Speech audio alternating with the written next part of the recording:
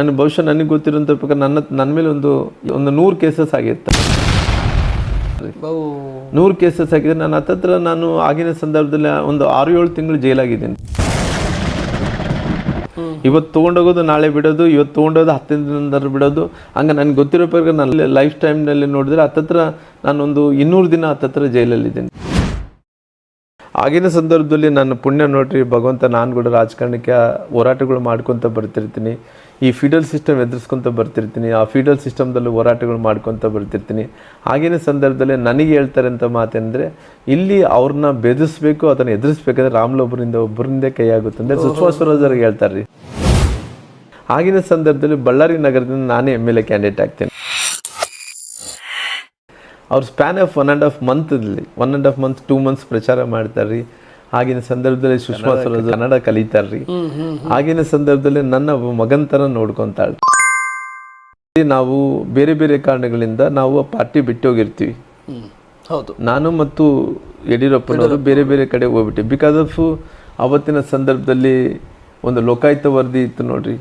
ಆ ಲೋಕಾಯುಕ್ತ ವರದಿಯಲ್ಲಿ ನನ್ನ ಹೆಸರೇನಿಲ್ಲ. ಆಗಿನ ಸಂದರ್ಭದಲ್ಲಿ ಬೇರೆ ಬೇರೆ ಕಾರಣಗಳಿಂದ ನಾನು ಹೊರಗಡೆ ಬರಬೇಕಾಯಿತು. ನಂತರ BJPಯಿಂದ ದೂರ ಆಗಬೇಕಾಯಿತು. ದೂರ ಆದ ನಂತರ ಕೂಡ ಅವತ್ತು ಯಡಿಯೂರಪ್ಪನವರು ಪುನಃ 13ನಲ್ಲಿ ಮೋದಿಯವ್ರು ಕರೆದು, ನಿಮ್ಮಿಬ್ಬರು ಪಾರ್ಟಿ ಇಟ್ಟಿದ್ರಲ್ಲ ಅವೆರಡ ಕೂಡ KGP ಪಾರ್ಟಿ ಅವರು ಇಟ್ಟಿದ್ರು, ನಾನು BSR ಇಟ್ಟಿದ್ದೆ. ಅವರು ನೀವು ರಾಮ್ಲವರೇ ನೀವು ಈ ಪಾರ್ಟಿನ ನೀವು ಕ್ಲೋಸ್ ಮಾಡಬೇಕು, ನಾನು ಪ್ರಧಾನಮಂತ್ರಿ ಆಗ್ತಾಯಿದ್ದೇನೆ. ಮೋದಿಯವ್ರು ಹಿಂಗೆ ಕೂಡಿಸಿ ನನ್ನ ಯಡಿಯೂರಪ್ಪನವ್ರು ಕೂಡಿಸಿ, ನೀವು ಏನೇನು ಪಾರ್ಟಿ ಇದ್ದೀರೋ ಇಷ್ಟು ದಿನಗಳ ಕಾಲ ಯಾರಿಗೋಸ್ಕರ ಕೆಲಸ ಮಾಡಿದ್ರು ಗೊತ್ತಿಲ್ಲ, ನಾನು ಇನ್ನು ಮುಂದೆ ನನ್ನ ಪಲ್ಲಕ್ಕೆ ನೀವು ಹೊರಬೇಕು. ನಂತರ ದಿನಗಳಲ್ಲಿ ನಾವು ರಾಜೀನಾಮೆ ಕೊಟ್ಟು ಬರ್ತೀವಿ. 18ರಲ್ಲಿ ಅವ್ರು ಪ್ರಧಾನಮಂತ್ರಿಗಳಂತ ನರೇಂದ್ರ ಮೋದಿಜಿಯವ್ರು ನಮ್ಮಿಬ್ಬರನ್ನ ಕಳಿಸ್ಕೊಡ್ತಾರೆ. ಭಾಳ ಮಂದಿ MP ಗಳು ಕೇಳಿದ್ರು, ನಾವು ಸ್ಟೇಟ್ಗೆ ಹೋಗ್ತೀವಿ ಅಂದರೆ ಯಾರಿಗೆ ಅವಕಾಶ ಕೊಡೋಲ್ಲ. ನನಗೆ ಯಡಿಯೂರಪ್ಪರು ಕಳಿಸಿ ನೀವು ಕರ್ನಾಟಕ ರಾಜ್ಯದಲ್ಲಿ ನೀವು ಅಧಿಕಾರ ತೊಗೊಂಬರ್ರಿ ಅಂತ ಹೇಳ್ತಾರೆ. ನಾನು ಜೀವನದಲ್ಲಿ ಅನೇಕ ಮಂದಿ ನೋಡಿದಂಥ ಟೈಮಲ್ಲಿ ಯಾರಿಗೆ ಅವಕಾಶ ಬರುತ್ತೆ ಹೇಳ್ರಿ. ಒಬ್ಬ MP ಆಗಿ ರಾಜೀನಾಮೆ ಮಾಡಿ ಬರ್ತೀನಿ. ಪ್ರಧಾನಮಂತ್ರಿ ಸ್ವತಃ ಅವರು ಹೇಳ್ತಾರೆ, ನೀವು ಯಡಿಯೂರಪ್ಪರು ಹೋಗಿ ಕರ್ನಾಟಕ ರಾಜ್ಯದಲ್ಲಿ ನೀವು ಸರ್ಕಾರ ಅಧಿಕಾರಕ್ಕೆ ತೊಗೊಂಬರ್ರಿ, ನೀವು ದೊಡ್ಡ ಸ್ಥಾನಕ್ಕೆ, ಅವ್ರು ಮುಖ್ಯಮಂತ್ರಿ ಆಗಲಿ ನೀವು ಉಪಮುಖ್ಯಮಂತ್ರಿ ಆಗಲಿ. ಅಲ್ಲಿ ಉಸ್ತುವಾರಿಗಳಾದಂಥ CM ಇಬ್ರಾಹಿಂ ಅವರು, ಆ CM ಇಬ್ರಾಹಿಂ ಅವರು ಹೇಳಿದಂಥ ಮಾತು ಏನಂದ್ರೆ, ಮುಖ್ಯಮಂತ್ರಿಗಳಾದಂಥ ಸನ್ಮಾನ್ಯ ಸಿದ್ದರಾಮಯ್ಯನವರು ಬಾದಾಮಿಯಿಂದ ಗೆದ್ದಿರೋದು ಓಟ್ ಕದ್ದಿದ್ದಕ್ಕೋಸ್ಕರವಾಗಿ ಆ ಓಟಿಂದನೇ ಗೆದ್ದಾರ. ನನಗೇನೋ ಅಕಸ್ಮಾತ್ ಮುಖ್ಯಮಂತ್ರಿ ಸ್ಥಾನ ಬಂದು ಎಲ್ಲ ಸ್ಪರ್ಧೆ ಮಾಡ್ತಿದ್ದೀನಿ ಅಂದರೆ ಅನ್ಕಂಟೆಸ್ಟ್ ಆಗಿ ಗೆಲ್ಲಿಬೇಕು, ಯಾರು ಕಾಂಪಿಟೇಷನ್ ಕೂಡ ಮಾಡಬಾರ್ದು. ಅಷ್ಟು ಪಾಪ್ಯುಲಾರಿಟಿ ಇರ್ಬೇಕ್ರಿ. ನನ್ನ ಮೇಲೆ 1600 ಓಟಿಂದ ಗೆಲ್ತಾನೆ, 1000 ಓಟ್ ಹಂಗಿಂಗೆ ಆದ್ರೆ ಮುಖ್ಯಮಂತ್ರಿ ಆಗ್ತಿದ್ದಿಲ್ಲ. ಅವತ್ತು ಕಳ್ಳೋಟ್ರಿಂದನೇ ಗೆದ್ದಾನ್ರಿ. ಸರಿ ಸರ್, ತಾವು ಮೊಳಕಾಲ್ಮೂರಿಂದ ಸ್ಪರ್ಧೆ ಮಾಡಿದ್ರಿ. ಅವಾಗ JDS ಮತ್ತು ಕಾಂಗ್ರೆಸ್ ಮೈತ್ರಿ ಸರ್ಕಾರ ಇತ್ತು 19 ತಿಂಗಳು. ನಂತರ ಯಡಿಯೂರಪ್ಪನವರು ಮುಖ್ಯಮಂತ್ರಿ ಆದರು. ಅದರ ನಂತರ ಬೊಮ್ಮಾಯಿಯವರು ಕೂಡ ಮುಖ್ಯಮಂತ್ರಿ ಆದರು. ತಾವು ಕೂಡ ಸಚಿವರಾದ್ರಿ. ಆದಂಥ ಸಂದರ್ಭದಲ್ಲಿ ಈ ಕ್ಷೇತ್ರದಲ್ಲಿ ಮೊಳಕಾಲ್ಮೂರಿಗೆ ನೀವು ಕೊಟ್ಟಿರ್ತಕ್ಕಂಥ ಕೊಡುಗೆಗಳನ್ನು, ಮೊಳಕಾಲ್ಮೂರಿಗೆ ಕೊಟ್ಟಿರ್ತಕ್ಕಂಥ ಡೆವಲಪ್ಮೆಂಟ್ ಹಾದಿಗಳನ್ನು ಮತ್ತು ನಿಮ್ಮನ್ನು ಜನ ಏನು ಮಾತನಾಡ್ತಾ ಇದ್ದಾರೆ, ನಗುಮುಖದ ಸರದಾರ, ಹಸಮುಖನದ ನಾಯಕ ಅಂಥೇಳಿ ಅಂತಾರೆ ನಿಮಗೆ. ಈ ನಿಗೂಢವಾದಂಥ ಪ್ರಶ್ನೆಗಿಂತ ಓಪನ್ ಆಗಿ ಬರ್ತಾರಂಥ ಪ್ರಶ್ನೆ, ಅಲ್ಲಿ ಮಾಡಿರ್ತಕ್ಕಂಥ ಡೆವಲಪ್ಮೆಂಟ್ ವಿಷಯಗಳನ್ನು ರಿಪೀಟ್ 2023ರಲ್ಲಿ ಅಲ್ಲಿ ಯಾಕೆ ಸ್ಪರ್ಧೆ ಮಾಡಲಿಲ್ಲ ನೀವು? 23ರಲ್ಲಿ ಬಳ್ಳಾರಿ ಗ್ರಾಮೀಣ ಕ್ಷೇತ್ರದ ಸ್ಪರ್ಧೆ ಮಾಡಿರ್ತಕ್ಕಂಥ ಹಿನ್ನೆಲೆ ಸರ್. ನೋಡಿರಿ, ನನಗೆ ಫಸ್ಟ್ ಆಫ್ ಆಲು 18ರಲ್ಲಿ ನಾನು ಅನಿವಾರ್ಯವಾದಂಥ ಪರಿಸ್ಥಿತಿಯಲ್ಲಿ ನಾನು ಚಿತ್ರದುರ್ಗ ಜಿಲ್ಲೆಗೆ ಹೋಗ್ಬೇಕಾಯ್ತು. ನಾನು ಮುಂಚೆ ಕೂಡ ಭಾಳ ಕ್ಲಾರಿಟಿಯಾಗಿ ಹೇಳಿದೆ, ಒಬ್ಬ ಪಾಪ್ಯುಲರ್ ಮನುಷ್ಯ ಪ್ರಧಾನಮಂತ್ರಿಗಳು ಬಂದಿಲ್ಲ ಬಳ್ಳಾರಿಯಾಗಿ ನಿಂತರೆ ಕರ್ನಾಟಕಗಳ ಧೂಳಿಪಟ ಆಗುತ್ತೆ ನೋಡ್ರಿ. ಯಡಿಯೂರಪ್ಪರು ಬಂದಿಲ್ಲಿ ನಿಂತರೆ ಈ ಹೈದರಾಬಾದ್ ಕರ್ನಾಟಕ ಸ್ವೀಪ್ ಆಗುತ್ತೆ ನೋಡ್ರಿ. ಅಂದರೆ ಅದನ್ನ ಪಾಪ್ಯುಲರ್ ಲೀಡರ್ಸ್ ಅಂತಾರ್ರಿ. ಯಾವ ಮನುಷ್ಯನಿಗೆ ತಾಕತ್ತಿದೆನೋ, ಯಾವ ಮನುಷ್ಯಗೆ ಪಾಪ್ಯುಲಾರಿಟಿ ಇದೆನೋ ಆ ಮನುಷ್ಯ ಅಲ್ಲಿ ಹೋದಂಥ ಟೈಮಲ್ಲಿ ಆ ವಾತಾವರಣನೇ ಬದಲು ಮಾಡ್ತಾನ್ರಿ. ಅದ್ರನ್ನ ಲೀಡರ್ಶಿಪ್ ಕ್ವಾಲಿಟೀಸ್ ಅಂತಾರೆ, ಮಾಸ್ ಲೀಡರ್. ನಾನು 18ರಲ್ಲಿ ಹೋದಂಥ ಟೈಮಲ್ಲಿ ನಿಮ್ಮ ಚಿತ್ರದುರ್ಗ ಜಿಲ್ಲಾ ರಿಸಲ್ಟ್ ನೋಡ್ಕೋಬೇಕ್ರಿ. 6 ವಿಧಾನಸಭಾ ಕ್ಷೇತ್ರಗಳು ರೀ. 6 ವಿಧಾನಸಭಾ ಕ್ಷೇತ್ರದಲ್ಲಿ ಒಂದು ಚಳಿಕೆರೆ ಒಂದು ಬಿಟ್ಟು ಎಲ್ಲ ಗೆಲ್ಲಿತೀವಿ ರೀ. 5 ವಿಧಾನಸಭಾ ಕ್ಷೇತ್ರ ಭಾರತೀಯ ಜನತಾ ಪಾರ್ಟಿ ರೀ. ಒಂದು ಚಳಿಕೆರೆ ಒಂದೇ ಬಿಟ್ಟರೆ ಎಲ್ಲ ರೀ. ನೀವು ಉದಾಹರಣೆಗೆ ನೀವು ಬಾಗಲಕೋಟೆ ಜಿಲ್ಲೆಗೆ ಹೋಗ್ರಿ, 7 ವಿಧಾನಸಭಾ ಕ್ಷೇತ್ರ, 7 ವಿಧಾನಸಭಾ ಕ್ಷೇತ್ರದಲ್ಲಿ ಒಂದು ಬಾದಾಮಿಯಿಂದ ಬಿಟ್ಬಿಟ್ರಿ, ನಾನು ಸೋತಿನಂದು ಬಿಟ್ಟರೆ ಎಲ್ಲರೂ ಗೆದ್ದಾರ್ರಿ. ಅದನ್ನ ಪಾಪ್ಯುಲಾರಿಟಿ ಲೀಡರ್ಶಿಪ್ ಅಂತಾರ್ರಿ. ಯಾವನಿಗೆ ಪಾಪ್ಯುಲರ್ ಇದ್ದೋ, ಯಾವನಿಗೆ ತಾಕತ್ತಿದ್ದೇನೋ, ಯಾವನು ಜನಪ್ರತಿನಿಧಿ ಜನ ಮಧ್ಯೆ ಬಂದಿರುವಂಥ ಒಬ್ಬ ಜನನಾಯಕ ಅಂತೀವೋ ಅವ್ನು ಓದಂಥ ಟೈಮಲ್ಲಿ ಡ್ರಾಸ್ಟಿಕ್ ಚೇಂಜಸ್ ಆಗ್ತಾವ್ರಿ. ಆಗಿನ ಸಂದರ್ಭದಲ್ಲಿ 109 ಬಂದಿದೆ. ಆಗಿನ ಸಂದರ್ಭದಲ್ಲಿ ಸರ್ಕಾರ ರಚನೆ ಮಾಡ್ಲಿಕ್ಕಾಗಲ್ಲ, ಅದು ಸೆಕೆಂಡ್ ಪ್ರಶ್ನೆ ರೀ. ಆಮೇಲೆ ಮತ್ತೆ ಪುನಃ 109 ಬಂದ ನಂತರ ಆ JDS ಕಾಂಗ್ರೆಸ್ ಸರ್ಕಾರ ಮಾಡಿದಂಥ ಟೈಮಲ್ಲಿ ಸ್ವಲ್ಪ ದಿನ ಆದಮೇಲೆ JDS ಕಾಂಗ್ರೆಸ್ ಒಡೆದೋದ್ರು, ಮತ್ತು JDS ನಮ್ಮ ಜೊತೆಲಿ ಬಂದರು, ಮತ್ತೆ ಸರ್ಕಾರ ಮಾಡಿದ ಸೆಕೆಂಡ್ ಪ್ರಶ್ನೆ ರೀ. ಆಗಿನ ಸಂದರ್ಭದಲ್ಲಿ ಒಂದು ಆಯಿಲ್ ಅನ್ನೋದು ಬಿಟ್ಟರೆ ಪಾಪ್ಯುಲಾರಿಟಿ ಅನ್ನೋಂಥದ್ದು, ಜನಪ್ರತಿನಿಧಿ ಅನ್ನೋಂಥದ್ದು ಯಾವುದೇ ರೀತಿಯಲ್ಲಿ ಕೂಡ ಕಡಿಮೆ ಆಗಿಲ್ಲ ರೀ.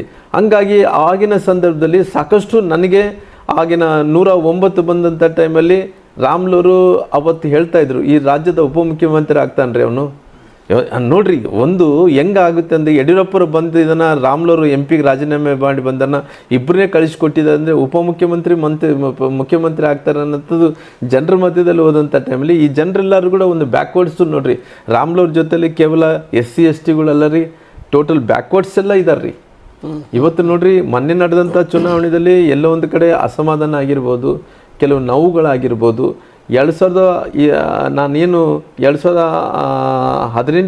ಅಲ್ಲಿ ಹೋದಂಥ ಟೈಮಲ್ಲಿ ಅಲ್ಲಿ ಮೊಣಕಾಲ್ಮೂರದಲ್ಲಿ ಡೆವಲಪ್ಮೆಂಟ್ ಅಂತ ಹೇಳಿದಾಗ ಅಲ್ಲಿ ಭಾಳ ಬ್ಯಾಕ್ವರ್ಡ್ ತಾಲೂಕು ರೀ, ಅತ್ಯಂತ ಹಿಂದುಳಿದಂಥ ತಾಲೂಕು ರೀ. ಶಿಕ್ಷಣದಲ್ಲಿ ಹಿಂದುಳಿದಿತ್ತು, ಮೂಲಭೂತ ಸೌಕರ್ಯದಲ್ಲಿ ಹಿಂದುಳಿದಿತ್ತು.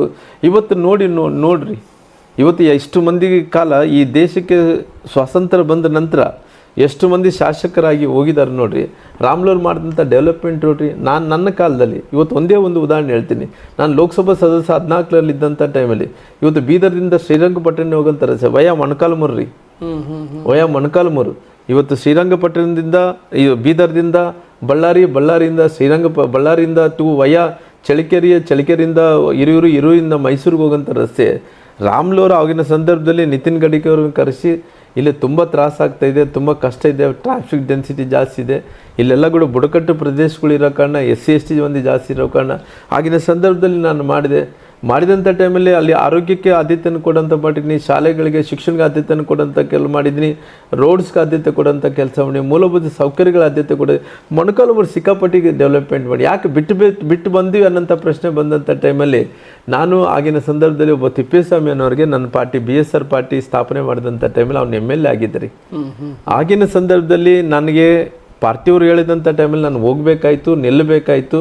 ಆಗಿನ ಸಂದರ್ಭದಲ್ಲಿ ಅವ್ನು ಸಿಟ್ಟಾಗಿ ಇಂಡಿಪೆಂಡೆಂಟ್ ನಿಂತರೂ ನನ್ನ ಮೇಲೆ ನಾನು ಗೆಲ್ಲಕ್ಕಾಗಲಿಲ್ಲ ರೀ ತಿಪ್ಪೇಸ್ವಾಮಿ ಅವರ. ಅವತ್ತಿನ ಸಂದರ್ಭದಲ್ಲಿ ನಾನು ಮಾತನ್ನು ಕೊಟ್ಟಿದ್ದೆ, ನೋಡಪ್ಪ ಇವತ್ತು ನನಗೆ ತೀರ್ಮಾನ ಪಾರ್ಟಿ ಹೈಕಮಾಂಡ್. ಅವತ್ತಿನ ಸಂದರ್ಭದಲ್ಲಿ ರಾಮ್ಲೂರು ಮತ್ತು ಇಬ್ಬರು ನನಗೆ ಯಡಿಯೂರಪ್ಪರು ಇಬ್ಬರನ್ನು ಕೂಡ ಎಲ್ಲಿ ನಿಲ್ತಿರೋ ಅಲ್ಲಿ ಕ್ಷೇತ್ರ ಇರಬಾರ್ದು, ಬೇರೆ ಕಡೆ ಹೋದರೆ ಅನುಕೂಲ ಆಗುತ್ತೆ ಅನ್ನೋದಕ್ಕೆ ನಾನು ಚಿತ್ರದುರ್ಗ ಬಂದಿನಾಗಲಿ ನಾನು ಬೇಕಂತ ಬಂದಿಲ್ಲಪ್ಪ, ಮುಂದೆ ನಿನಗೆ ಅವಕಾಶ ಮಾಡಿಕೊಡ್ತೀನಿ ಮಾತು ಕೊಟ್ಟಿದ್ದೆ. ಆಗಿನ ಸಂದರ್ಭದಲ್ಲಿ ನಾನು ಅವತ್ತಿನ ಸಂದರ್ಭದಲ್ಲಿ 2023 ಎಲೆಕ್ಷನ್ ನಡೆಯುವಂಥ ಟೈಮಲ್ಲಿ ನೀವು ನಡೆದುಕೊಂಡ್ರಿ, ಅವರು ನಿಮ್ಮ ಜೊತೆ ನಡೆದುಕೊಳ್ಳಿಲ್ಲ. ಅಲ್ಲ, ತಿಪ್ಪೇಸ್ವಾಮಿ ಅವ್ರು ನಡ್ಕೊಂಡಿಲ್ಲ ನಿಮ್ಮ ಜೊತೆ. ಅವನು ನನ್ನ ಪಾರ್ಟಿ BSR ಪಾರ್ಟಿಯಿಂದ ಗೆದ್ದಂತವನ್ರಿ. ಅವನು ಆಗಿನ ಸಂದರ್ಭದಲ್ಲಿ ರಾಮ್ಲೂರಲ್ಲಿ ಬಂದ ಅಂತೇಳಿ ನಾವು ಅಂತ ಅವನಿಗೆ ಸಿಕ್ಕಾಪಟ್ಟಿ ಇತ್ತು ರೀ. ನನಗೆ ಗೊತ್ತಿತ್ತು ನಂದು ಈ ಪರಿಸ್ಥಿತಿ ನಿರ್ಧಾರ ಏನಿದೆ ನನ್ನ ನಿರ್ಧಾರ ಅಲ್ಲ, ಇದು ಹೈಕಮಾಂಡ್ ನಿರ್ಧಾರ ಆಗಿದೆ. ನಾನು ಬಂದಿದ್ದೀನಿ, ನೀನು ಸಪೋರ್ಟ್ ಮಾಡಿದ್ರುಗಳು ಅವತ್ತಿನ ಸಂದರ್ಭದಲ್ಲಿ ಅವ್ನು ಏನೇನು MLC ಆಗ್ತಿದ್ನೇನು. ಇವಾಗ ನೋಡ್ರಿ, ಅಲ್ರಿ ಯಡಿಯೂರಪ್ಪರು ಬಂದು ಇಲ್ಲಿ ನಿಲ್ತಾನಂದ್ರೆ ಬಿಟ್ಕೊಳ್ಳೇಬೇಕು ಪ್ರೋಟೋಕಾಲ್. ನರೇಂದ್ರ ಮೋದಿಜಿ ಬಂದು ಶಿವಮೊಗ್ಗದಲ್ಲಿ ನಿಲ್ತಾನಂದ್ರೆ ಬಿಟ್ಕೊಳ್ಳೇಬೇಕು. ರಾಮ್ಲೂರು ಬಂದು ಮೊಣಕಾಲದಲ್ಲಿ ಬಿಟ್ಟುಕೊಡ್ಬೇಕಂದ್ರೆ ನಮ್ಮ ಪಾರ್ಟಿಯವನಲ್ರಿ, ನಮ್ಮ ಪಾರ್ಟಿಯಿಂದ MLA ಅದನ್ನು ಬಿಟ್ಕೊಳ್ಳೇಬೇಕು. ದಟ್ ಈಸ್ ಪ್ರೋಟೋಕಾಲ್ ರೀ. ನಾನು ಹೇಳೋದು ಕಾಮನ್ ಸೆನ್ಸ್ ರೀ. ರಾಜಕಾರಣದಲ್ಲಿ ಕಾಮನ್ ಸೆನ್ಸ್ ಇರಬೇಕು ರೀ. ಇವತ್ತು ದೊಡ್ಡ ಲೀಡರ್ಗಳು ಎಲ್ಲೋ ಹೋಗಿ ಎಲ್ಲ ಬಂದು ಇಲ್ಲಿ ಸೋನಿಯಾ ಗಾಂಧಿ ನಿಲ್ತಾಳ, ಸುಷ್ಮಾ ಸ್ವರಾಜ್ ನಿಲ್ತಾಳೆ ಅಂದರೆ ಇಲ್ಲ ರೀ, ನಾನು ಸೋನಿಯಾ ಗಾಂಧಿ ಸುಷ್ಮಾ ಸ್ವರಾಜ್ಗಿಂತ ದೊಡ್ಡವನು, ನಾನು ಹೋರಾಟ ಮಾಡಿ ಅಂದರೆ ಹೋಗೋ ಹುಚ್ಚ ಅಂತಾರೆ. ಹಂಗಾಗಿ ಆಗಿನ ಸಂದರ್ಭದಲ್ಲಿ ಸಿದ್ಧಾಂತಗಳನ್ನು ಒಪ್ಕೋಬೇಕ್ರಿ. ಆಗಿನ ಸಂದರ್ಭದಲ್ಲಿ ಅವ್ನು ಒಪ್ಪಿಲ್ಲದಂತ ಇಂಡಿಪೆಂಡೆಂಟ್ ಮಾಡ್ದ. ಅವನು ಸೋತೋದ್ರೆ ಕೂಡ ನಾನು ಬಿಟ್ಟುಕೊಡ್ಬಾರ್ದು. ಯಾಕಂದರೆ ಟ್ರೈಬಲ್ ಕಾನ್ಸ್ಟಿಟ್ಯೂನ್ಸಿ ನೋಡ್ರಿ, ನಾವೆಲ್ಲ ಕೂಡ ಒಂದು ಸಮುದಾಯದ ಜನರಂದ್ರೆ ಅವ್ನಿಗೆ ಬಿಟ್ಟುಕೊಟ್ಟು ಬಂದೆ ರೀ. ನಾನು ಕ್ಷೇತ್ರನೇ ಬಿಟ್ಟುಕೊಟ್ಟು ಬಂದೆ ರೀ. ತ್ಯಾಗದಾಯ ಅವು ಇವ್ರಿಗೆ ಬಳ್ಳಾರಿ ಗ್ರಾಮಾಂತರದವ್ರು ಏನಂತಾರೆ, ರಾಮ್ಲೂರು ಆಗಿನ ಸಂದರ್ಭದಲ್ಲಿ ಬಿಟ್ಟು ಹೋಗ್ಯಾನ, ಅವ್ರು ಸಿಟ್ಟ್ರಿ. ಗೆಲ್ಕೊಂತ ಬಂದ MP ಸೋಲಲ್ಲ, ಇದು ಆವಾಗಿನ ಟೈಮಲ್ಲಿ ಆಗಿರತಕ್ಕಂತ ವಿಷಯ. ನನಗೆ ಗ್ರಾಮಾಂತರ ಜನರು 5 ಬಾರಿ ಗೆಲ್ಲಿಸ್ತಾರ್ರಿ, 5 ಟೈಮ್ಸ್ ಮಾಡ್ತಾರೆ ಪಾಪ, 1 ಬಾರಲ್ಲ 2 ಬಾರಲ್ರಿ. ನಾನು ಹಾಗೆ BSR ಪಾರ್ಟಿಯಿಂದ ನಾನು ಇಂಡಿಪೆಂಡೆಂಟ್ ನಿಂತ ಟೈಮಲ್ಲಿ ಕೂಡ ಇಲ್ಲ ನಮ್ಮನ್ನು ರಾಮ್ಲಂದ್ ಗೆಲ್ಲಿಸ್ತಾರೆ. ಯಾವತ್ತೂ ನಾನು ಕೈ ಬಿಟ್ಟಿಲ್ರಿ. ಅಲ್ಲಿ ಏನು ಗ್ಯಾಪ್ ಏನೈತೆ ಅಂದ್ರೆ ನೋಡ್ರಿ, 2014ರಲ್ಲಿ ನಾನು ಲೋಕಸಭೆಗೆ ಹೋಗ್ಬೇಕಾಯ್ತು. ಅದಕ್ಕಿಂತ ಮುಂಚೆ 5 ಬಾರಿ ಗ್ರಾಮಾಂತರದವ್ರು ಗೆಲ್ಸಿದ್ರು. ಲೋಕಸಭೆಗೆ ಹೋದಂಥ ಟೈಮಲ್ಲಿ ಸ್ವಲ್ಪ ದೂರ ಕಮ್ಯುನಿಕೇಷನ್ ಗ್ಯಾಪ್ ಇತ್ತು, ಇಡೀ ಜಿಲ್ಲೆ ನೋಡಬೇಕಾಯ್ತು. ಅವತ್ತು ಹೋದಂಥ ಟೈಮಲ್ಲಿ ಅವರು ಪಾಪ ಏನಪ್ಪ ನಮ್ಮ ರಾಮ್ಲು ಚಲೋ ಇದ್ದ ಅಂತ ಹೇಳಿದ್ರು. ಆಗಿನ ಸಂದರ್ಭದಲ್ಲಿ ನಾನು ನಿಂತಂಥ ಕ್ಷೇತ್ರನ ಬೇರೆಯವ್ರಿಗೆ ನಮ್ಮ ಓಬಳೇಶ್ವರ ಬಿಟ್ಕೊಟ್ಟೆ. ಓಬಳೇಶ್ವರ ಗೆಲ್ಲಿಲಿಕ್ಕಾಗಲಿಲ್ಲ, ಗೋಪಾಲಕೃಷ್ಣ ಅವ್ರು ಗೆದ್ದರು.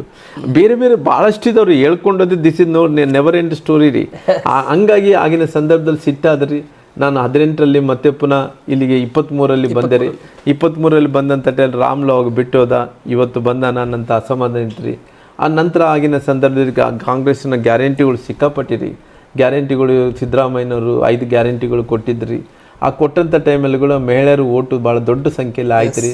ಪ್ರಯತ್ನ ಮಾಡಿದ್ರಿ, ಆದರೆ ಕೂಡ ಆಗಿನ ಸಂದರ್ಭದಲ್ಲಿ ನನಗೆ ಕೂಡ ಟೈಮ್ ಇದ್ದಿಲ್ಲ. ನಾನು ಅಷ್ಟು ಸೀರಿಯಸ್ಸಾಗಿ ಕಾನ್ಸಂಟ್ರೇಷನ್ ಮಾಡ್ಲಿಕ್ಕಾಗಲಿಲ್ಲ. ನಾನು ನೋಡಿದೆ ರೀ, ಪ್ರಯತ್ನ ಮಾಡಿದೆ. ಆ ಜಾತಿಗಳ ಮಧ್ಯೆ ಸಂಘರ್ಷ ಪ್ರಾರಂಭ ಆಗಿಬಿಟ್ಟಿತ್ತು ರೀ. ರಾಮ್ಲೂರು ಒಳ್ಳೆಯರಪ್ಪ, ಆದರೆ ಕೂಡ ಏನು ಮಾಡಬೇಕು, ಬೇರೆ ಬೇರೆ ಕಾರಣಗಳಿಂದ ಓಟ್ ಹಾಕೋಕ್ಕಾಗಲ್ಲ. ಇವಾಗ ಸಿದ್ದರಾಮಯ್ಯನ ಎಲ್ಲ ಕಡೆ ಗ್ಯಾರಂಟಿಗಳು ಕೊಟ್ಟಾರ, 5 ಗ್ಯಾರಂಟಿಗಳು ಕೊಟ್ಟಾರ, ಪಂಚ ಗ್ಯಾರಂಟಿಗಳನ್ನು ಕೊಟ್ಟಾರ. ಹಂಗಾಗಿ ಆಗಿನ ಸಂದರ್ಭದಲ್ಲಿ ನಾನು ಅಧಿಕಾರವನ್ನು ಕಳ್ಕೊಬೇಕಾಯ್ತು ರೀ. ಕಳ್ಕೊಂಡ ನಂತರ ಕೂಡ 23ರಲ್ಲಿ ಕಳ್ಕೊಂಡ್ರಿ. 24ರಲ್ಲಿ ಮತ್ತೆ MP ಎಲೆಕ್ಷನ್ ಬಂತ್ರಿ. MP ಎಲೆಕ್ಷನ್ದಲ್ಲಿ ನಾನು ಗೆಲ್ಲಿತೀನಿ ಅನ್ನಂತ ಭಾಳ ಆಸೆ ರೀ. ಪ್ರಧಾನಮಂತ್ರಿಗಳು ಹೇಳಿದರು, ರಾಮ್ಲೂರು ನೀನು ಗೆದ್ದರೆ ನಿನಗೆ ಒಂದು ದೊಡ್ಡ ಸ್ಥಾನ ಕೊಡ್ತೀವಿ ಅಂತ ಹೇಳಿ ನಾನು ಮಂತ್ರಿ ಆಗ್ತೀನಿ ಅಂತೇಳಿ ಆಸೆ ಇಟ್ಕೊಂಡಿದ್ದೆ. ಅಂದರೆ ನಾನೇನು ಅಂದ್ಕೊಂಡೆ, ಈ ತುಕಾರಾಮ್ ಅವರು ಗೆದ್ದರೆ ಕೂಡ ಏನು ಉಪಯೋಗ ಆಗಲ್ಲ, ಅಲ್ಲೇನು ಕಾಂಗ್ರೆಸ್ ಗೌರ್ಮೆಂಟ್ ಬರೋಲ್ಲ. ನಮಗೇನು ನನ್ನ ಜಿಲ್ಲೆ ಜನರು ನನಗೆ ಪ್ರಯತ್ನ ಮಾಡಿ ಕಳಿಸಿದ್ರೆ ಮತ್ತೆ ನನಗೆ ಸೇವೆ ಮಾಡೋಕ್ಕೆ ಅವಕಾಶ ಚೆನ್ನಾಗಿತ್ತು. ಇವಾಗ ಎರಡು ಕಳ್ಕೊಂಡಿರಿ. MLA ಸೋತೋಗಿನಿ, MP ಸೋತೋಗಿ ಈಗ ಖಾಲಿ ಇದೀನಿ ರೀ. ಏನು ಮಾಡಬೇಕು, ಜನರ ಮಧ್ಯೆ ಅಡ್ಡಾಡ್ತಾ ಇದ್ದಾರೆ. ಪವರ್ ಇದ್ದಂಥ ಟೈಮಲ್ಲಿ ಪವರ್ ಪಾಲಿಟಿಕ್ಸ್ ಮಾಡೋದ್ರಿ. ಆ ಪವರ್ ಇಲ್ಲಾರ್ದಂತ ಜನರ ಪಾಲಿಟಿಕ್ಸ್ ಮಾಡೋದ್ರಿ. ಸಮಯದ ವಿಚಾರ ಮಾಡುತ್ತಾ ಸಂದರ್ಶನ ಕೊನೆ ಹಂತಕ್ಕೆ ಹೋಗ್ತಾ ಇದ್ದಾನೆ.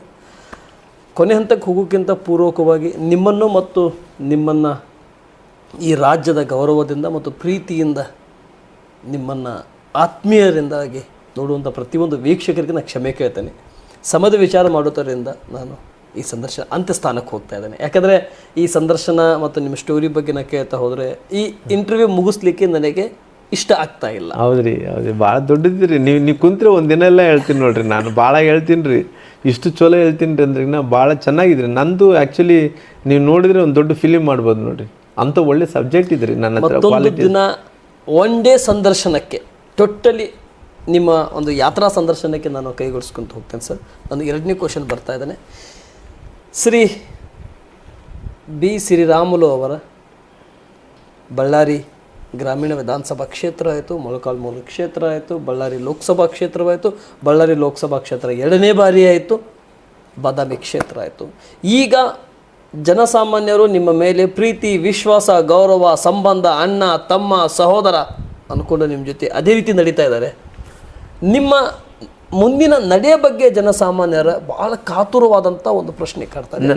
ನನ್ನ ಜೀವನದಲ್ಲಿ ಕೂಡ ತುಂಬ ಕೆಲವೊಂದು ಪ್ರಶ್ನೆಗಳು ಕಾಡ್ತಿರ್ತಾವ್ರಿ.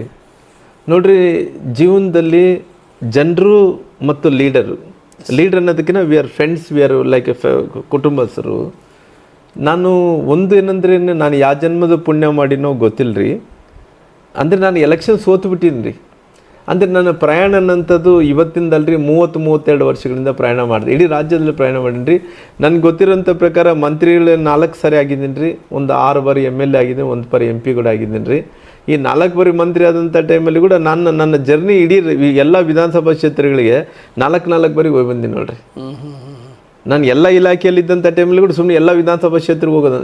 ನೀವು ಲೆಕ್ಕ ಮಾಡಿದರೆ ಒಂದು ವಿಧಾನಸಭಾ 224 ವಿಧಾನಸಭಾ ಕ್ಷೇತ್ರದಲ್ಲಿ ರಾಮ್ಲವ್ರು ಹೋಗ್ಲಾರ್ದಂಥ ಯಾವುದೊಂದು ಕ್ಷೇತ್ರ ಇಲ್ಲ, ಎಲ್ಲ ಕ್ಷೇತ್ರಗಳು ಹೋಗಿ ನೋಡ್ರಿ. ಯಾವುದೊಂದು ಕೆಲಸ ಇಟ್ಕೊಂಡು ಹೋಗೋದು, ರಾಜಕಾರಣಕ್ಕೆ ಹೋಗೋದು, ಭಾಷಣ ಮಾಡೋಕ್ಕೆ ಹೋಗೋದು, ಮತ್ತು ಇದೇ ಕೆಲಸಕ್ಕೆ ಹೋಗ್ತೀವಿ ಅನ್ನಂದ್ರೆ ಯಾವುದನ್ನ ಊರಿಗೆ ಎಲ್ಲ ಕ್ಷೇತ್ರಗಳಿಗೆ ಹೋಗಿದೆ ನೋಡ್ರಿ. ನನಗೆ ಜೀವನದಲ್ಲಿ ನನಗೆ ಸೋತಂಥ ಟೈಮಲ್ಲಿ 1-2 ದಿನ ಹತ್ತೀನಿ ರೀ, ತುಂಬ ಹತ್ತೀನಿ ರೀ. ಎಷ್ಟು ಹತ್ತೀನಿ ಅಂತ ಹೇಳಿದ್ರಿಗೆ ನಾ ಏನಪ್ಪ ನನಗೆ ಇಂಥ ಪರಿಸ್ಥಿತಿ ಬಂತಲ್ಲ, ನಾನೇನೋ ಅಂದ್ಕೊಂಡಿದ್ದೆ ನಾನು ದೊಡ್ಡ ಲೀಡ್ರ್ ಅಂತೇಳಿ, ಇವತ್ತು ಸೋಲಿಸ್ಬಿಟ್ರೆ ನನ್ನ ಮಂದಿ. ನೋಡ್ರಿ, ನಾನು ಏನು ತಪ್ಪು ಮಾಡಿದ್ದೀನೋ ಗೊತ್ತಿಲ್ಲ. ಯಾವತ್ತೂ ಕೂಡ ನನ್ನ ಸ್ವಾರ್ಥ ಬಯಸಿದಂಥವರೆಲ್ಲ ಕೊಟ್ಟಿದ್ದೆಲ್ಲ ಜನರು ಕೊಟ್ಟಾರ, ನಾನು ಮಾಡಿದ್ದೆಲ್ಲ ಜನರು ಮಾಡಿದಾರ. ಇಲ್ಲಿ ತನಕ ಬೆಳೆಸ್ಯಾರ ದೇವ್ರ ಸಾಯಿಂದ, ಜನರ ಸಾಯಿಂದ. ನಾನು ಏನು ಮಾಡೀನಿ ರೀ ಅಂದೇಳಿ ಸೋತೀನಿ ಅಂದೇಳಿ ಭಾಳ ನೋವು ಪಟ್ಟೀನಿ ರೀ. ಇವತ್ತು ನೋಡ್ರಿ ನಾನು ಎಂಥ ಪುಣ್ಯವಂತ ನೋಡ್ರಿ. ಒಂದು ರಾಮ್ಲೂರು ಪಾರ್ಲಿಮೆಂಟ್ ಒಳಗಡೆ ಹೋಗಲ್ಲ, ಪಾರ್ಲಿಮೆಂಟ್ ಗೆದ್ದಂಥ MP ಪಾರ್ಲಿಮೆಂಟಿಗೆ ಹೋಗ್ತಾನೆ, ಒಬ್ಬ ಗೆದ್ದಂಥ MLA ವಿಧಾನಸೌಧಗೆ ಹೋಗ್ತಾನೆ ಅನ್ನೋದು ಬಿಟ್ಟರೆ ರೀ, ಹೊರಗಡೆ ರೀ ನನ್ನ ಮೇಲೆ ರಾಮ್ಲು ಸೋತಾನಂದು ಯಾವನು ಗೊತ್ತೇ ಇಲ್ಲ ರೀ. ಅವತ್ತು ಸೋಲ್ಸ್ಯಾರ, ರಿಸಲ್ಟ್ ನೋಡ್ಯಾರ, ಸೋತಾನ ರಾಮ್ಲು ಅನ್ನೋದು ಮರ್ತೋಗ್ಯಾರ್ರಿ. ಇದು ನೋಡ್ರಿ ದೇವ್ರು ಹೆಂಗೆ ಮಾಡಿಟ್ಟ. ನನಗೆ ಭಾಳ ಮಂದಿ ಕೇಳ್ತಾರೆ, ರಾಮ್ಲಣ್ಣ ಅದು ಮಾಡಿಕೊಡು ಇದು ಮಾಡಿಕೊಡು ಅಂತ ಹೇಳ್ತೀನಿ. ಅವ್ರು ಪ್ರೀತ ಕೇಳಿದಂಥ ಟೈಮಲ್ಲಿ ನಾನು ಸೋತಿನ ಅನ್ಕೊಂಡು ನನ್ನ ಬಾಯಲ್ಲಿ ಕೂಡ ಬರಲ್ರಿ. ಇದು ನೋಡಿ ಇದಂಗಿದೆ ನೋಡಿ, ಅವ್ರು ಪ್ರೀತಾಗಿ ಬಂದು ಅದು ಮಾಡು ಇದು ಮಾಡು ಇದು ಮಾಡು ಅಂತ. ಅಲ್ರಿ ನಾನು ಮನಸ್ಸಲ್ಲಿ ಅಂದ್ರಲ್ರಿ, ಅವ್ನು ಗೆದ್ದಂಥವ್ನು ಎಲ್ಲಿದ್ದಾನೋ ಗೊತ್ತಿಲ್ಲ ರೀ, ಅವ್ನು ಎಲ್ಲಿದ್ದಾನೋ ಇಲ್ಲೋ ಗೊತ್ತಿಲ್ಲ, ಗೆದ್ದಂಥವ್ನು ಎಲ್ಲಿ ಬೆಂಗಳೂರಾಗಿದ್ದಾನೋ ಎಲ್ಲಿದ್ದಾನೋ ಗೊತ್ತಿಲ್ಲ. ನಾನು ಸೋತಿನಲ್ರಿ, ನನ್ನ ಕಡೆ ಆಗಿ ಬರ್ತಾರೆ ಅನ್ಸತ್ರಿ. ಮತ್ತು ಅವ್ರ ಪ್ರೀತಿ ನೋಡಿದ್ರೆ ನಾನು ಸೋತಿನ ಅಂದೇಳಿ ಹೇಳ್ಬೇಕು ಅಂದ್ಕೊಂತೀನಿ. ನನಗೆ ಕೂಡ ನಾನು ಕೂಡ ಬಾಯಿ ಇನ್ನು ನಾನು ಕೂಡ ನುಂಗ್ಕೊಂಬಿಡ್ತೀನಿ ರೀ, ಯಾಕಿದ್ದಿದ್ದು ಬಿಡಪ್ಪ ಸೋತಿನಂದು ನಾನೇ ಕೇಳ್ಬೇಕಂದ್ರೆ ಅವರೇ ಮರ್ತಂತೇಳಿ ನಾನೇನು ಒಳಗೆ. ನಾನು ನೋಡ್ರಿ ಇವತ್ತು ಎಷ್ಟು ಗೌರವ ನೋಡ್ರಿ, ಪಾರ್ಟಿಯಲ್ಲಿ ಉನ್ನತವಾದಂಥ ಸ್ಥಾನ ರೀ. ಹೌದು, ಪಾರ್ಟಿಯಲ್ಲಿ ನನಗೆ ಯಾವುದು ಕಡಿಮೆ ಇಲ್ಲ. ನಾನು ಯಾವುದು ಕೇಳಿದ್ರೆ ರಾಮ್ಲವರು ಏನೋ ನಾನು ಸೀದಾ ರೀ. ನಾನು ಯಾವುದೇ ಒಂದು ರೀತಿ ಯಾವನೋ ಕೆಲಸ ಆಗುತ್ತೆ ಅಂದೇಳಿ ಅವ್ನಿಗೆ ಹೋಗಿ ಹಿಂಗೆ ಸುತ್ತೇರಿದ್ದು ಮಾತಾಡೋದು ಏನಿಲ್ಲ ರೀ. ಕ್ಲಿಯರಾಗಿ ಏನಿದೆ ಅದು ಮಾತಾಡೋದು, ಸ್ಟೇಟ್ ಫಾರ್ವರ್ಡ್. ಏನು ಮುಲಾಜಿಲ್ಲ ರೀ. ನಾವು ಏನು ಅನಿಸಿದೆ ಅದು ಹೇಳೋದು ರೀ. ನಮಗೇನು ಕ್ಲಿಯರಾಗಿ ಪಾಲಿಟಿಕ್ಸ್ ಮಾಡೋದು. ನಾನು ಯಾವುದು ಕೂಡ ಏನು ಹಿಂಗೆ ಮಾಡೋದು, ಸುಳ್ಳು ಹೇಳೋದು, ಹಂಗೆ ಮಾಡೋದು, ಹಿಂಗೆ ಮಾಡೋದು ಯಾವುದೂ ಇರಲ್ಲ ರೀ. ಹಿಂಗೆ ಮಾತಾಡೋದು. ನನಗೇನು ಭಗವಂತನ ಆಶೀರ್ವಾದದಿಂದ ಒಂದು ಪಾರ್ಲಿಮೆಂಟಿಗೆ ಹೋಗಲ್ಲ, ಒಂದು ವಿಧಾನಸೌಧಕ್ಕೆ ಹೋಗಲ್ಲ ಬಿಡ. ಗೌರವದಲ್ಲಿ ನಮ್ಮ ಪಾರ್ಟಿಯವ್ರು ರಾಮ್ಲವ್ರು ಅಂದ ತಕ್ಷಣ ಭಾಷಣ ಮಾಡಂತಾರೆ. ರಾಮ್ಲವ್ರು ಅಂದ ತಕ್ಷಣ ಅಣ್ಣವ್ರಿಂದ ಹೇಳಿ ಗೌರವ ಕೊಡ್ತಾರೆ. ರಾಮ್ಲವ್ರು ಅಂದ ತಕ್ಷಣ ರಾಷ್ಟ್ರೀಯ ನಾಯಕರು ರಾಮ್ಲು ಆಪ್ಕ ಜಮೀನ್ ಸೆ ಆಯಸೋ ಲೀಡರ್ ಅಂತ ಹೇಳ್ತಾನೆ. ಒಬ್ಬ ಮನುಷ್ಯ ಕೆಳಮಟ್ಟದಿಂದ ಬಂದ ನಾಯಕ ರಾಮ್ಲವ್ರು ಅಂತಾರ. ಪ್ರಧಾನಮಂತ್ರಿಗಳು ರಾಮ್ಲುಜಿ ಕೈಸೆ ಇದೆ ಅಂತ ಹೇಳಿ ಯಾವನ್ ಗುರ್ತು ಎಲ್ಲರೂ ಕಂಡು ಹಿಡಿತಾರ್ರಿ. ಈ ರಾಜ್ಯದಲ್ಲಿ ಜನ ಒಂದು 10 ಮಂದಿ ಕಳಿಸ್ರಿ, ಯಾವ್ದನ್ನ ಬೀದರ್ದಲ್ಲಿ ಕಳಿಸ್ರಿ, ಚಾಮರಾಜನಗರ ಜಿಲ್ಲೆಗೆ, ಯಾವ ಜಿಲ್ಲೆಯೆಲ್ಲ ಮೂಲೆ ಕಳಿಸ್ರಿ. ರಾಮ್ಲವ್ರು ಅಂದ ತಕ್ಷಣ ಒಬ್ಬನನ್ನಾಗಲಿ ನಾನು ಸೋತಿನಂದು ಗೊತ್ತಿಲ್ಲ, ರಾಮ್ಲು ಹೆಂಗಿದ್ದೀರಿ ಅಂತಾರ. ಅಷ್ಟು ಜನ ಪ್ರೀತಿ ಇದ್ರಿ. ನನಗೆ ಏನಂದರೆ ಒಂದು ರಾಜಕಾರಣದಲ್ಲಿ ನಾನು ಕಳ್ಕೊಂಡಿದ್ರಿ. ಅದಕ್ಕೆ ಭಗವಂತ ನನ್ನ ಆಶೀರ್ವಾದದಿಂದ ಇವತ್ತು ಬಳ್ಳಾರಿ ಆಗಿರ್ಬೋದು, ಮೊಣಕಾಲ್ಮೂರು ಆಗಿರ್ಬೋದು, ಇಡೀ ರಾಜ್ಯದಲ್ಲಿ ಎಲ್ಲಿ ಹೋದ್ರೆ ಜನಪ್ರೀತಿ ಇದ್ದೀರಿ. ನನ್ನ ಪ್ರಯಾಣ ಏನಿದೆನೋ ಮುಂದಿನ ದಿನಗಳಲ್ಲಿ ಒಂದು ಒಳ್ಳೆ ನಿರ್ಧಾರ. ನನ್ನ ಆಸೆ ಈ ಕಲ್ಯಾಣ ಕರ್ನಾಟಕದಿಂದ ಭಾಳ ಹಿಂದುಳಿದಂಥ ಪ್ರದೇಶ ರೀ. ನಮ್ಗೆ ಎಲ್ಲ ರೀತಿಯಲ್ಲೂ ಕೂಡ ಇವತ್ತು ನಮಗೆ ಏನು ಅಂತ ಹೇಳಿದ್ರೆ ಈ ದೇಶಕ್ಕೆ 1947ದಲ್ಲಿ ನಮಗೆ ಇಂಡಿಪೆಂಡೆನ್ಸ್ ಸಿಗ್ತದ್ರಿ, ಸ್ವತಂತ್ರ ಸಿಗ್ತದ್ರಿ. ನಮ್ಮ ಕಲ್ಯಾಣ ಕರ್ನಾಟಕ ಸ್ವಲ್ಪ ತಡವಾಗಿ ಸಿಗುತ್ತೆ ಒಂದು 2 ದಿನ. ಹಂಗಾಗಿ ನಮ್ಮ ಪರಿಸ್ಥಿತಿ ಏನಂದರೆ ಬ್ಯಾಕ್ವರ್ಡ್ಸಲ್ಲಿ ಇನ್ನೂ ಇದೀವಿ ರೀ. ನನ್ನ ಆಸೆ ಶಿಕ್ಷಣದಲ್ಲಿ ಕೂಡ ಒಳ್ಳೆ ರೀತಿಯಲ್ಲಿ ಕ್ವಾಲಿಟಿ ಎಜುಕೇಷನ್ ನಮ್ಮ ಮಕ್ಕಳಿಗೆ ಸಿಗಬೇಕ್ರಿ. ಡೆವಲಪ್ಮೆಂಟ್ ವಿಚಾರದಲ್ಲಿ ಅನೇಕರು ಕೂಡ ಇವತ್ತು ನೋಡಿದಂಥ ಟೈಮಲ್ಲಿ ನಮ್ಮ ಭಾಗ ಏನಿದೆ ಸ್ವಲ್ಪ ಕೆಳಮಟ್ಟದಲ್ಲಿದೆ ರೀ. ರೈಟಿಂಗಲ್ಲಿ ಕಡಿಮೆ ಇಡೋ ಕಾರಣ ನಮ್ಮ ಭಾಗದಲ್ಲಿ ಅನೇಕ ಎಲ್ಲ ಸವಲತ್ತುಗಳು ಆಗಬೇಕು ರೀ. ನಮ್ಮ ಆಸೆ ಏನಿದೆ ರೀ, ಇಡೀ ಕರ್ನಾಟಕ ರಾಜ್ಯ ಡೆವಲಪ್ಮೆಂಟ್ ಆಗಬೇಕು. ನಮ್ಮ ಸ್ವಾರ್ಥ ಅಂದ್ರಿಗಿನ ಆ ಕಲ್ಯಾಣ ಕರ್ನಾಟಕ ಕೂಡ ಡೆವಲಪ್ಮೆಂಟ್ ಆಗಬೇಕನ್ನೋದು ಆಸೆ ಇದ್ರಿ. ಇವತ್ತು ಅನೇಕ ಮಂದಿ ಒಳ್ಳೆ ಶಿಕ್ಷಣ ಸಿಗಬೇಕು, ಒಳ್ಳೆ ಎಂಪ್ಲಾಯ್ಮೆಂಟ್ ಸಿಗಬೇಕು, ಅವ್ರಿಗೆ ಸರ್ಕಾರದ ಎಲ್ಲ ಸವಲತ್ತುಗಳು ಸಿಗಬೇಕು. ಆ ರಾಜಕಾರಣಿಗಳು ಅನ್ನೋಂಥದ್ದು ಇರ್ತೀವೋ ಇಲ್ಲ ಗೊತ್ತಿಲ್ಲ ರೀ. ಇದು ನಿಂತ ನೀರೇನೋ ಹರಿಯಂಥ ನೀರು ರೀ. ಇದ್ದಂಥ ಟೈಮಲ್ಲಿ ಒಳ್ಳೆ ಕೆಲಸ ಮಾಡಬೇಕು, ಜನರ ಮನಸ್ಸಲ್ಲಿ ಉಳಿದೋಗ್ಬೇಕು ಅನ್ನೋಂಥ ಪ್ರಯತ್ನ ನಾನು ಮಾಡ್ತಾಯಿದ್ದೀನಿ ರೀ. ನನ್ನ ಜೀವನ ಏನಿದೆ ನಾನು ಮುಂದಿನ ದಿನದಲ್ಲಿ ಹುಡ್ಕೊತೀನಿ ರೀ. ಆ ಹುಡ್ಕೊಂಡಂಥ ಟೈಮಲ್ಲಿ ಜನರ ಸಹಾಯದಿಂದ ಖಂಡಿತವಾಗಿ ರಾಮ್ಲವರು ಇವತ್ತು ಕೂಡ ಗೌರವ ಕೊಟ್ಟಿದ್ದಾರೆ. ಮುಂದೆ ಆಗಲಿ ಆ ಗೌರವವನ್ನು ಕಾಪಾಡ್ಕೊಂಬರ್ತಾರೆ ಅಂತ ವಿಶ್ವಾಸ ಇದೆ ರೀ ನನಗೆ.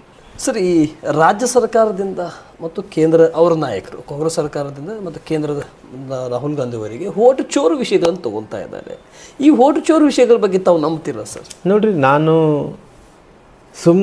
ತುಂಬ ವರ್ಷಗಳಿಂದ ರಾಜಕಾರಣದಲ್ಲಿ ನೋಡಿದ್ದೀನಿ, ಸ್ವಲ್ಪ ಅಧ್ಯಯನಗಳು ಮಾಡಿದ್ದೀನಿ. ಅಧ್ಯಯನಗಳು ಮಾಡಿದಂಥ ಟೈಮಲ್ಲಿ ನಮ್ಗೆ ಯಾವತ್ತೂ ಅವಕಾಶ ಸಿಕ್ಕಿದ್ರಿ ಭಾರತೀಯ ಜನತಾ ಪಾರ್ಟಿಗೆ. ಆಫ್ಟರ್ ಇಂಡಿಪೆಂಡೆನ್ಸ್ ನಮ್ಗೆ ಅವಕಾಶ ಸಿಕ್ಕಿರೋಂಥದ್ದು ಯಾವತ್ತು ಸಿಕ್ಕಿದೆ ಅಂದರೆ ಕಾಂಗ್ರೆಸ್ ಇತರ ಪಕ್ಷಗಳಿಗೆ ಕೂಡ ಯಾವತ್ತು ಅವಕಾಶ ಕಡಿಮೆ. ಹೌದು. ಅಂದರೆ VP ಸಿಂಗ್ನಿಂದ ನೋಡಿದಂಥ ಟೈಮಲ್ಲಿ ಕೂಡ ಅನೇಕ ಮಂದಿ ದೇಶಕ್ಕೆ BJP ಅವರು ಅಟಲ್ ಬಿಹಾರಿ ವಾಜಪೇಯಿ, ನರೇಂದ್ರ ಮೋದಿಜಿಯವರಿಂದ ನೋಡಿದಂಥ ಟೈಮಲ್ಲಿ ಇವತ್ತು ಈ ಕಂಪ್ಯಾರಿಟಿವ್ ರೀ ನಮಗೆ ಇವತ್ತು ಇಂಡಿಪೆಂಡೆನ್ಸ್ ಬಂದು ಹತ್ತತ್ರ 76 ವರ್ಷ ಆಯಿತು, 77 ವರ್ಷ ಆಯಿತು, ಗೊತ್ತಿಲ್ಲ, 78 ವರ್ಷ ಆಯ್ತು ರೀ. 78 ವರ್ಷದಲ್ಲಿ ಇತರ ಪಾರ್ಟಿಗಳು ಮತ್ತು BJP ಒಕ್ಕೂಟಗಳು NDAಗಳು ಎಲ್ಲ ತೊಗೊಂಡಂಥ ಟೈಮಲ್ಲಿ ಕೂಡ ರೂಲಿಂಗ್ ಆಫ್ ದ ಕಂಟ್ರಿ ಎಷ್ಟು ವರ್ಷಗಳ ಕಾಲ ಕಾಂಗ್ರೆಸ್ನ ಆಡಳಿತ ನೋಡಿದಂಥ ಟೈಮಲ್ಲಿ ಅವ್ರಿಗೆ ಅವಕಾಶಗಳು ಸಿಕ್ಕಿರೋದು ಕಡಿಮೆ. ಇವತ್ತು ನೋಡ್ರಿ, ಪ್ರಧಾನಮಂತ್ರಿಗಳು ನರೇಂದ್ರ ಅಂದರೆ ದೇಶದ ಆಗಿನ ದಿವಂಗತ ಅಟಲ್ ಬಿಹಾರಿ ವಾಜಪೇಯಿ ಅವರು ಕೂಡ ಭಾಳ ತುಂಬ ಒಳ್ಳೆ ಕೆಲಸ ಮಾಡಿದ್ದಾರೆ. ನಂತರ ದಿನಗಳಲ್ಲಿ ಮತ್ತೆ ಅವಕಾಶವನ್ನು PV ನರಸಿಂಹವರು 10 ವರ್ಷಗಳ ಕಾಲ ಅವಧಿ ಮುಗಿದ ನಂತರ 14ರಲ್ಲಿ ಇವಿಗೆ ಪ್ರಧಾನಮಂತ್ರಿಗಳಂತ ನರೇಂದ್ರ ಮೋದಿಜಿಯವರು ಇವತ್ತು ನೋಡಿದಂಥ ಸ್ಪ್ಯಾನ್ ಆಫ್ 11 ಇಯರ್ಸ್ ಹತ್ತಿರ ನೋಡಿದಂಥ ಟೈಮಲ್ಲಿ 11 ಇಯರ್ಸ್ ಜೊತೆಲಿ ದಿವಂಗತ ಅಟಲ್ ಬಿಹಾರಿ ವಾಜಪೇಯಿ 3 ವರ್ಷ 4 ವರ್ಷ ಇವೆಲ್ಲ BJP ಅವ್ರದ್ದು ಒಂದು 15-16 ವರ್ಷ ತೊಗೊಂಡಂಥ ಟೈಮಲ್ಲಿ ಇವತ್ತು ಬೇರೆ ಬೇರೆ NDA ಇವತ್ತು ಬೇರೆ ಬೇರೆ ಪಾರ್ಟಿಗಳು ತೊಗೊಂಡ ಎಲ್ಲ ಕಲ್ತ್ರೆ ಕೂಡ ಹತ್ತತ್ರ ಒಂದು 78 ವರ್ಷಗಳಲ್ಲಿ ಇವ್ರಿಗೆ ಪಾಳೆ ಸಿಕ್ಕಿರೋದು ಒಂದು 20-25 ವರ್ಷ 25 ವರ್ಷ ಆಗಿರ್ಬೋದು ರೀ. 20-25 ವರ್ಷದಲ್ಲಿ ನೋಡಿದಂಥ ಟೈಮಲ್ಲಿ ಕೂಡ ಏನ್ರಿ ಯಾಕೆ ಬಿಡ್ರಿ ಹಿಂದಕ್ಕೆ ಹೋಗೋದು ಬೇಡ್ರಿ. ಮೊನ್ನೆ ನಡೆದಂಥ 23 ಎಲೆಕ್ಷನ್ದಲ್ರಿ 2023 ಎಲೆಕ್ಷನ್ದಲ್ರಿ ಇವ್ರು ಗೆದ್ದಿರೋದು ಎಷ್ಟು ರೀ? 130ಕ್ಕಿಂತ ಹೆಚ್ಚು ಜಾಸ್ತಿ ಗೆದ್ದಾರಲ್ರಿ. 135 ಹತ್ತತ್ರ ಗೆದ್ದಾರಲ್ರಿ. ಯಾವ ವೋಟಿಂಗ್ನಿಂದ ಗೆದ್ದಾರ? ಎಲೆಕ್ಟ್ರಾನಿಕ್ ವೋಟಿಂದ ಗೆದ್ದಾರ? ಯಾವುದರಿಂದ ಗೆದ್ದಾರೆ ಇವರು? ಎಲೆಕ್ಟ್ರಾನಿಕ್ ವೋಟಿಂದ ಗೆದ್ದಾರ. ಆ ಎಲೆಕ್ಟ್ರಾನಿಕ್ ವೋಟಿಂದ ಗೆದ್ದಂಥ ಟೈಮ್ ಅವತ್ತು ಅವ್ರಿಗೆ ಬಹುಮತ ಬಂದಿದ್ದು ಅಂತ ಹೇಳಿ ಇದು ದಿಸ್ ಇಸ್ ರೈಟಾ? ಯಾಕಂದರೆ ಅವರು ಎಲೆಕ್ಟ್ರಾನಿಕ್ ವೋಟಿಂಗು ಯಾವಾಗ ಇಂಟ್ರೊಡ್ಯೂಸ್ ಆಗಿದ್ದು? ಇವತ್ತಿಂದಲ್ಲ ನೋಡ್ರಿ, 2013-14 ಹಾಂ 2013-14ರಲ್ಲಿ ಯಾರು ಪ್ರಧಾನಮಂತ್ರಿಗಳಿದ್ರಿ? ಮನಮೋಹನ್ ಸಿಂಗ್ ಅವರು ಪ್ರಧಾನಮಂತ್ರಿಗಳಿದಲ್ರಿ. ಅವತ್ತು ಪ್ರಧಾನಮಂತ್ರಿಗಳಂತ ಮನಮೋಹನ್ ಸಿಂಗ್ ಅವರು ಕಾಂಗ್ರೆಸ್ ಸರ್ಕಾರ ಬಂದಲ್ಲ ಅವ್ರು ಆಗ್ಯಾರಲ್ರಿ. ನಂತರ ಪ್ರೈಮ್ ಮಿನಿಸ್ಟರ್ ನರೇಂದ್ರ ಮೋದಿಜಿಯವರು 2 ಬಾರಿ ಪ್ರಧಾನಮಂತ್ರಿಗಳಾಗಿದಾರಲ್ರಿ. ಇನ್ನು 3ನೇ ಬಾರಿ ಪ್ರಧಾನಮಂತ್ರಿ ಆಗಿದಾರಂದೇಳಿ ಅವ್ರಿಗೇನಪ್ಪ ಅಂತ ಹೇಳಿದ್ರೆ ಎಲ್ಲಿ ಕೂಡ ನರೇಂದ್ರ ಮೋದಿಜಿಯವರು ಅಡ್ಮಿನಿಸ್ಟ್ರೇಷನ್ದಲ್ಲಿ ಯಾವುದೊಂದು ಲ್ಯಾಪ್ಸ್ ಆಗಲಿಲ್ಲ, ಒಂದು ಕರಪ್ಷನ್ ಆಗಲಿಲ್ಲ. ನರೇಂದ್ರ ಮೋದಿಜಿಯವ್ರ ಮೇಲೆ ಅಲಿಗೇಷನ್ ಮಾಡೋಕ್ಕೆ ಏನು ಸಿಗ್ತಾ ಇಲ್ಲ. ಏನೊಂದು ಅಲಿಗೇಷನ್ ಮಾಡಬೇಕು ಅಂತೇಳಿ ಅವರು ಏನಂತ ಹೇಳ್ತಾರೆ, ವೋಟ್ ಚೋರಿ ವಿಚಾರದಲ್ಲಿ ಮಾತಾಡ್ತಾ ಇದ್ದಾರೆ. ನಾನೇನು ಹೇಳ್ತಾ ಇದ್ದೀನಿ ಅಲ್ರಿ, ನೀನು 2023ರಲ್ಲಿ ನೀವೇ ಗೆದ್ದಿದ್ರಿ, ನೀವೇ ಇದೇ ಸಿಸ್ಟಮ್ದಲ್ಲಿ ಗೆದ್ದಿದ್ರಿ, ಅವತ್ತು ಯಾಕೆ ಮಾತಾಡಿಲ್ಲ? ಬಾಯಿಗೆ ಏನು ಇಟ್ಕೊಂಡಿದ್ರಿ ತಾವು? ಅವತ್ತು ಹೇಳ್ಬೋದಾಯ್ತಲ್ಲ. ಹೌದ್ರಿ. ಇವತ್ತು ಈ ಎಲೆಕ್ಟ್ರಾನಿಕ್ ವೋಟಿಂಗ್ ಏನನ್ನ ಇವತ್ತು ದೇಶದಲ್ಲಿ ವಿಶ್ವದಲ್ಲಿ ಇವತ್ತು ಎಲ್ಲರೂ ಕೂಡ ಟೆಕ್ನಾಲಜಿ ಬೆಳೆಯೋದ್ರ ಜೊತೆಲಿ ಇವತ್ತು ಎಲ್ಲ ಕೂಡ ಟ್ರೆಂಡ್ ಸೆಟಪ್ ಬೇರೆ ಆಗ್ತಾಯಿದ್ರು. ಆಗಿನ ಕಾಲದಲ್ಲಿ ಇತ್ತು, ಚೀಟಿಗಳು ಹಾಕೋದಿತ್ತು. ಪುನಃ ಆ ಪರಿಸ್ಥಿತಿಗೆ ಮತ್ತೆ ಹೋಗ್ಬೇಕು ಅಂದೇಳಿ ತಾವು ಏನು ಅಂತ ಇದ್ರು, ಮುಂದೆ ಹೋಗ್ಬೇಕಾ ಮತ್ತೆ ಹಿಂದಕ್ಕೆ ಬರ್ಬೇಕಂತ ಇದ್ದಾರೆ. ಇವತ್ತು ಕೇವಲ ನರೇಂದ್ರ ಮೋದಿಜಿಯವರು ಅಲಿಗೇಷನ್ ಮಾಡ್ಬೇಕಂದೇಳಿ ಮಾಡ್ತಾ ಇದ್ರೆ ಅವ್ನು ನೋಡ್ರಿ ಪಾಪ ನಮ್ಮ ರಾಜಣ್ಣವರು, ನಮ್ಮ ಸ್ನೇಹಿತರ್ರಿ KN ರಾಜಣ್ಣವ್ರು, ನಮ್ಮ ಪಾಪ ದೊಡ್ಡ ನಾಯಕರ್ರಿ. ಅವನು ಜನರ ಮೈಂಡ್ ಸೆಟ್ ರಾಹುಲ್ ಗಾಂಧಿ ಅವ್ರು ಬಂದು ವೋಟ್ ಚೋರಿ ವಿಚಾರದಲ್ಲಿ ಈ ಮುಂದಕ್ಕೆ ಎಲೆಕ್ಟ್ರಾನಿಕ್ ವೋಟಿಂಗ್ ವಿಚಾರದಲ್ಲಿ ಎಲ್ಲೋ ಒಂದು ಕಡೆ ಮೋಸ ಆಗ್ತಾ ಇದೆ ಅಂತೇಳಿ ಜನರ ಮೈಂಡಲ್ಲಿ ತುಂಬಬೇಕಂದು ಹೋಗಿ ನಂತರ ಅವ್ರದ್ದೇ ಸಂಬಂಧಪಟ್ಟಿದ್ದಂಥ ಮಂತ್ರಿ ಬಾಯಿ ಎತ್ತೋ ಒಳಗನೆ ಅವನು ರಾಜೀನಾಮೆ ಕೊಡಿಸ್ಬಿಟ್ರು. ಒಬ್ಬ ದಲಿತರಿ ಅವನು, ST ಮನುಷ್ಯ, ದೊಡ್ಡ ಮನುಷ್ಯ ಅವನು ರಾಜಣ್ಣವರು ರಾಜೀನಾಮೆ ತೊಗೊಂಡ್ರು. ರಾಜಣ್ಣವ್ರು ಏನು ತಪ್ಪು ಮಾತಾಡಿದ್ರು? ಇದ್ದಿದ್ದಂಗೆ ಮಾತಾಡ್ಬೇಕು. ಯಾರು ನೀನು ಅವ್ರು ಏನೋ ಹೇಳಿದ್ದಾನು 2014ರಲ್ಲಿ before prime minister Manmohan Singh ಇದ್ದಂಥ ಟೈಮಲ್ಲಿ ಅವತ್ತು ನೀವು ಇಂಟ್ರೊಡ್ಯೂಸ್ ಮಾಡಿದ್ದೆ ಅಲ್ಲ, ಅವ್ನು ಸತ್ಯ ಮಾತಾಡೇನ್ರಿ. ಸತ್ಯ ಮಾತಾಡಿದ್ಕೋ ಅವ್ನು ಪನಿಷ್ಮೆಂಟ್ ಅಂದರೆ ರಾಜೀನಾಮೆ ಕೊಡಿಸ್ಬಿಟ್ರಿ. ಇವತ್ತು ನನಗೆ ಹೇಳ್ರಲ್ಲ, ನೀವು ಗೆದ್ದಂಥ ಟೈಮಲ್ಲಿ ಇದೇ ಎಲೆಕ್ಟ್ರಾನಿಕ್ ವೋಟಿಂಗ್ ಐತಲ್ಲ, ಅವತ್ತು ಒಳ್ಳೇದಲ್ಲ ನಿಮ್ಗೇನು? ಎಲ್ಲ ರೀತಿಯಲ್ಲಿ ಕೂಡ ಪರಾಜಿತರಾಗ್ತಾ ಇದೀವಿ, ಸೋತೋಗ್ತಾ ಇದೀವಿ ಅಂದರೆ ಗೆದ್ದರೆ ಇದು ಒಳ್ಳೇದು, ಸೋತಿದ್ಕೋತ ಇದು ಕೆಟ್ಟದ್ದು. ಇದು ಒಳ್ಳೇದಲ್ಲ. This is not shows you good politician. Okay sir, ನನ್ನ ಲಾಸ್ಟ್ ಕ್ವಶನ್, ಈ 5 ಗ್ಯಾರಂಟಿಯಿಂದ ಕ್ಷೇತ್ರದಲ್ಲಿ ಡೆವಲಪ್ಮೆಂಟ್ ಬಗ್ಗೆ ಜನಸಾಮಾನ್ಯರ ಧ್ವನಿ ಎತ್ತಾ ಇದ್ದಾರೆ. ತಮ್ಮ ವಿಚಾರ ಏನು ಅನ್ಸುತ್ತೆ ಸರ್ ಈ 2.5 ವರ್ಷದಲ್ಲಿ? ನನಗೆ 2.5 ವರ್ಷದಲ್ಲಿ ನೋಡ್ರಿ, ಅವ್ರಿಗೆ ರಾಜಕಾರಣದಲ್ಲಿ ಇವತ್ತು ಟೆಂಟ್ ಸೆಟಪ್ ಏನಾಗ್ಬಿಟ್ಟೈತೆ, ಎಲ್ಲ ಗ್ಯಾರಂಟಿಗಳ ಮೇಲೆ ಹೊಂಟಾನ್ರಿ. ಈ ಗ್ಯಾರಂಟಿಗಳು ಕೊಡೋಂಥ ಟೈಮಲ್ಲಿ ಬಜೆಟಲ್ಲೇ ಅಲೋಕೇಶನ್ ಮಾಡ್ಕೋಬೇಕು. ಯಾವತ್ತನಾಗಲಿ ನೋಡ್ರಿ, ಅವ್ರಿಗೆ ಬಜೆಟ್ ಇಲ್ಲ ರೀ. ಫಸ್ಟ್ ಆಫ್ ಆಲ್ ಯಾವತ್ತನಾಗಲಿ ಬಜೆಟಲ್ಲಿ ಕ್ಲಾರಿಟಿಯಾಗಿ ಹೇಳ್ಬೇಕ್ರಿ. ಯಾವುದೊಬ್ಬ ಕ್ಲವರ್ ಪೊಲಿಟಿಷಿಯನ್ ಏನಂತಂದ್ರಿ, ಬಜೆಟಲ್ಲಿ 56,000 ಕೋಟಿ ಆಗುತ್ತೇನ, 60,000 ಕೋಟಿ ಆಗುತ್ತೇನ, ಎಷ್ಟಾಗುತ್ತೆ ಅನ್ನೋಂಥದ್ದು ಅದ್ರ ತೆಗೆದಿಡ್ಬೇಕಾಯ್ತು ರೀ. ಇವ್ರೇನ್ರಿ ಅರಾತುರಿಯಲ್ಲಿ ಇವ್ರು ಏನಂದರೆ ಹೆಂಗರಿ ಅಂದರೆ ರಾಜಕಾರಣ ಅಧಿಕಾರಕ್ಕೆ ಬರಬೇಕು ಅನ್ನೋಂಥ ಕಾರಣದ ಗ್ಯಾರಂಟಿಗಳು ಹೇಳಿದ್ರಿ. ಗ್ಯಾರಂಟಿಗಳು ಹೇಳಿದ ನಂತರ ಇವತ್ತು ಉದಾಹರಣೆಗೆ ಏನು ನೋಡ್ತೀನಿ ನೋಡ್ರಿ, SC ST ಮಂದಿ ಇವತ್ತು ಎಲ್ಲ ಜಾತಿಯಲ್ಲಿ ಕೂಡ ಎಲ್ಲ ನಿಗಮಗಳಲ್ಲಿ ಕೂಡ ತೊಂದರೆ ಆಗಿದೆ. ಈ ತೊಂದರೆ ಆಗೋಂಥ ಟೈಮಲ್ಲಿ ಕೂಡ ಮಕ್ಕಳಿಗೆ ಮೊನ್ನೆ ಉನ್ನತ ಶಿಕ್ಷಣಕ್ಕೆ ಹೋಗ್ಬೇಕಂತ ಸ್ಕಾಲರ್ಶಿಪ್ ಇಲ್ಲ. ಮಕ್ಕಳಿಗೆ ಇವತ್ತು ಮಕ್ಕಳಿಗೆಲ್ಲರೂ ಕೂಡ ಸ್ಕೂಲ್ ಫೀಸ್ ಆಗಿರ್ಬೋದು, ಅವ್ರಿಗೆ ಬೇಕಾದಂಥ ಸವಲತ್ತುಗಳಾಗಿರ್ಬೋದು ಯಾವ ಕೂಡ ಸಿಗ್ತಾಯಿಲ್ಲ. ಅವ್ರ ಇಲಾಖೆಯಲ್ಲಿದ್ದಂಥ ಒಬ್ಬ ಮನಿಷ್ಠರಾದಂಥ ನಾಗೇಂದ್ರವರು ಎಸ್ ಟಿ ಇಲಾಖೆಯಲ್ಲಿ 180 ಕೋಟಿ ಭ್ರಷ್ಟಾಚಾರ ಮಾಡಿದರು. ಮೊನ್ನೆ ಹೊರಗಡೆ ಬಂದು ಭೂವಿ ಅಭಿವೃದ್ಧಿ ನಿಗಮದಲ್ಲಿ ಭ್ರಷ್ಟಾಚಾರ ಆಗಿದೆ ಅಂತ ಹೇಳ್ಕೊಂತ ಹೇಳಿದ್ರು. ಅನೇಕ ಇಲಾಖೆಗಳಲ್ಲಿ ಇವತ್ತು ಏನಾಗ್ತಾಯಿದೆ ಅಂದ್ರೆ ಈಗ ಎಲ್ಲ ಕೂಡ ಚಿಲ್ಲಾಪಲ್ಲೆ ಆಗಿಬಿಟ್ಟಿದ್ದಾರೆ. ಅಡ್ಮಿನಿಸ್ಟ್ರೇಷನ್ ಮಾಡೋಕ್ಕಾಗ್ತಿಲ್ಲ ರೀ, ಇವ್ರಿಗೆ ಗ್ಯಾರಂಟಿಗಳು ಕೊಡೋಕ್ಕಾಗ್ತಿಲ್ಲ ರೀ, ಡೆವಲಪ್ಮೆಂಟ್ ಮಾಡೋಕ್ಕಾಗ್ತಾಯಿಲ್ಲ ರೀ. ಇವತ್ತು ನೆರೆ ಹಾವಳಿಯಲ್ಲಿ ಇವತ್ತು ಇವರು ಸಿದ್ದರಾಮಯ್ಯ ಸಾಹೇಬರು ಇವತ್ತು ನೆರೆ ಹಾವಳಿಯಲ್ಲಿ ಫ್ಲೈಟ್ಸ್ ಹೋಗಿದ್ದಾರೆ. ಹತ್ತತ್ತು ಎಷ್ಟು ಲುಕ್ಸಾನ್ ನಡೆಸ್ತಿದ್ದಾರೆ ರೀ. ಹತ್ತತ್ರ 900 ಕೋಟಿನ 800 ಕೋಟಿನ ನೋಡ್ಸ್ಯಾರಿ. ರೈಟ್ ಆರ್ ರಾಂಗ್ ಗೊತ್ತಿಲ್ಲ, ನಾನು ನೋಡ್ತಾ ಇದ್ದೀನಿ. ಇವತ್ತು ಅಷ್ಟೊಂದು ಹಣ ಇವತ್ತು ಕೊಡಬೇಕಾದ್ರೆ ಇವತ್ತು ನೆರೆ ಹಾವಳಿ ಬಂದಂಥದ್ದವರು ಕೂಡ ಪರಿಹಾರ ಹಣ ಕೊಡಬೇಕಂದ್ರೆ ಕೂಡ ಅವ್ರ ಹತ್ರ ರೊಕ್ಕ ಇಲ್ಲ ರೀ. ಡೆವಲಪ್ಮೆಂಟ್ಸ್ ಎಲ್ಲ ಆಗ್ತದೆ ಹೇಳ್ರಿ. ಇವತ್ತು ಡೆವಲಪ್ಮೆಂಟ್ಸ್ನಿಲ್ಲ ಆಗಿಬಿಟ್ಟಿದೆ. ಗ್ಯಾರಂಟಿಗಳು ವಿಚಾರ ಕೊಡೋಂಥ ವಿಚಾರದಲ್ಲಿ ಕೂಡ ತೊಂದರೆ ಆಗ್ತಾಯಿದೆ ಇವತ್ತು. ಯಾಕಂದರೆ ಟೋಟಲ್ ಆಗಿ ಏನಾಗಿದೆ ರೀ, ಅಡ್ಮಿನಿಸ್ಟ್ರೇಷನ್ ಇವತ್ತು ಕೊಲ್ಯಾಪ್ಸ್ ಆಗ್ಬಾರ್ದು. ನಮ್ಮ ಇತಿಹಾಸದಲ್ಲಿ ಎಷ್ಟು ನೋಡಿರಿ, ನಾನು ಇಡೀ ಭಾರತ ನೋಡಿದಂಥ ಟೈಮಲ್ಲಿ ರೆವಿನ್ಯೂ ಕಲೆಕ್ಷನ್ದಲ್ಲಿ ಆಫ್ಟರ್ ಮಹಾರಾಷ್ಟ್ರ ನಮ್ಮದು 2ನೇ ಸ್ಥಾನದಲ್ಲಿದೆ ರೀ. ಇಷ್ಟೊಂದು ದೊಡ್ಡ ಲಾಭದಾಯಕವಾದಂಥ ಸ್ಟೇಟನ್ನು ಕೊಲ್ಯಾಪ್ಸ್ ಮಾಡಿಬಿಟ್ರಿ. Yes, okay, thank you sir.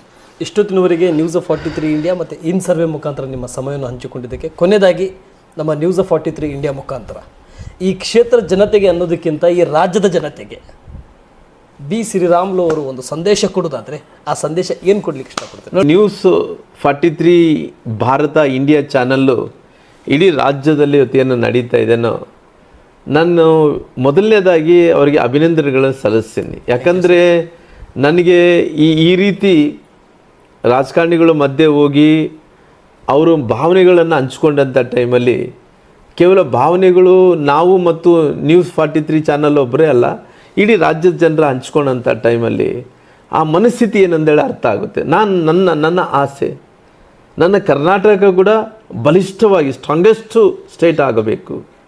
ಆ ಸ್ಟ್ರಾಂಗೆಸ್ಟ್ ಸ್ಟೇಟ್ ಆಗಬೇಕಾದ್ರೆ ಕೇವಲ ಫೈನಾನ್ಷಿಯಲಿ ಸ್ಟ್ರಾಂಗೆಸ್ಟ್ ಸ್ಟೇಟ್ ಆಗಬಾರ್ದು. ನನ್ನ ಮಕ್ಕಳು ಒಳ್ಳೆ ಶಿಕ್ಷಣವಂತರಾಗಬೇಕು. ನನ್ನ ಮಕ್ಕಳು ಕೂಡ ಯಾವ ರೀತಿಯಲ್ಲಿ ಅಂದರೆ ಒಳ್ಳೆ ಕ್ವಾಲಿಫೈಡ್ ಎಜುಕೇಷನ್ ಸಿಗಬೇಕು, ಕ್ವಾಲಿಟಿ ಎಜುಕೇಷನ್ ಸಿಗಬೇಕು. ಆ ಕ್ವಾಲಿಟಿ ಎಜುಕೇಷನ್ ಜೊತೆಲೆ ಅವ್ರಿಗೊಂದು ಒಳ್ಳೆ ಉನ್ನತವಾದಂಥ ಸ್ಥಾನದಲ್ಲಿ ಹೋಗಬೇಕು. ನಂತರ ಆರೋಗ್ಯ ವಿಚಾರದಲ್ಲಿ ಕೂಡ ಮನುಷ್ಯರು ಎಲ್ಲ ರೀತಿಯಲ್ಲಿ ಕೂಡ ಒಳ್ಳೆ ಆರೋಗ್ಯವಂತರಾಗಬೇಕು. ಈ ಅಗ್ರಿಕಲ್ಚರು, ನೀರಾವರಿಗಳು, ಇರಿಗೇಷನ್ಗಳು ಎಲ್ಲ ರೀತಿಯಲ್ಲಿ ಅಂದರೆ ಸಮೃದ್ಧಿ ಕರ್ನಾಟಕ. ಅಂದರೆ ನಾವೆಲ್ಲರೂ ಕೂಡ ಇದಕ್ಕಿಂತ ಮುಂಚೆ ನಾವು ಕರ್ನಾಟಕವನ್ನು ನೋಡಿದ್ವಿ.